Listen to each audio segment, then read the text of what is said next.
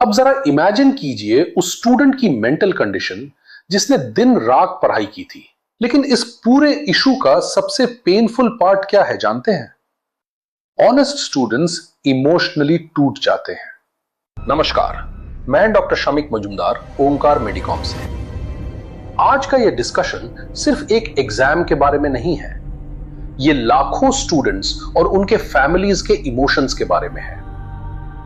इस साल करीब 23 लाख स्टूडेंट्स ने नीट एग्जाम दिया। 23 लाख स्टूडेंट्स मतलब 23 लाख फैमिलीज का सपना। किसी ने 2 साल मेहनत की, किसी ने 3 साल, किसी पेरेंट्स ने कोचिंग फीस देने के लिए अपनी सेविंग्स तक तोड़ दी। क्यों? सिर्फ इस उम्मीद में कि उनका बच्चा एक दिन डॉक्टर बनेगा। लेकिन एग्जाम के कुछ दिनों बाद अचानक न्यूज आने लगी। Question paper leak, guest paper, WhatsApp groups, password protected PDF files, CBI investigation और फिर एग्जाम कैंसिल। अब जरा इमेजिन कीजिए उस स्टूडेंट की मेंटल कंडीशन जिसने दिन रात पढ़ाई की थी।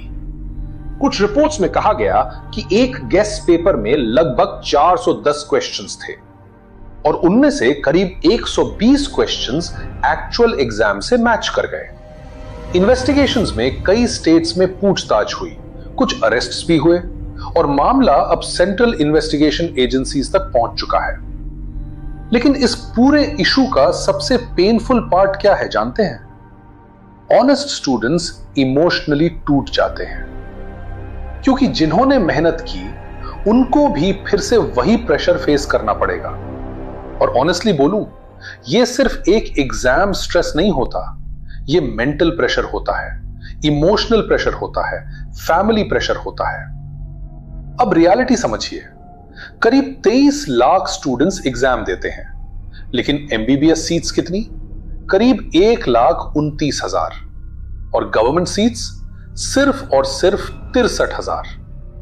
मतलब कंपटीशन ऑलरेडी इतना ह्यूज है, उसके ऊपर अनसर्टेनिटी और रीनीट। कुछ स्टूडेंट्स बोल रहे हैं, सर हमने कुछ गलत नहीं किया, फिर पनिशमेंट हमें क्यों मिल रही है? सुनकर बहुत दुख हो रहा है, क्योंकि मैंने तो कुछ किया नहीं था, किसी और ने पेपर लिख किया और उसकी सजा मुझे मिल रही है। मैंने इतने सब कुछ मेहनत की, 2 साल पूरी जान लगाकर पूरी मेहनत की थी, फिर भी मुझे आगे फिर से देना पड़ेगा। और ये फीलिंग जेन्युइनली पेनफुल है। लेकिन इस समय सबसे इंपॉर्टेंट चीज क्या है? पैनिक नहीं, प्लानिंग। इमोशनली टूटना नहीं, मेंटली स्ट्रांग रहना। देखिए, पूरी दुनिया में एग्जामिनेशन सिस्टम्स को और सिक्योर बनाने की कोशिश लगातार चल रही है।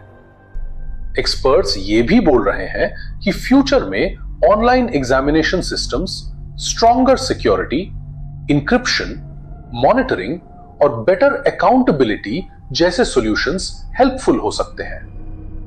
और ऑनेस्टली, जो स्टूडेंट्स जेन्युइनली मेहनत करते हैं उन्हें सिस्टम पर विश्वास बनाए रखना भी जरूरी है।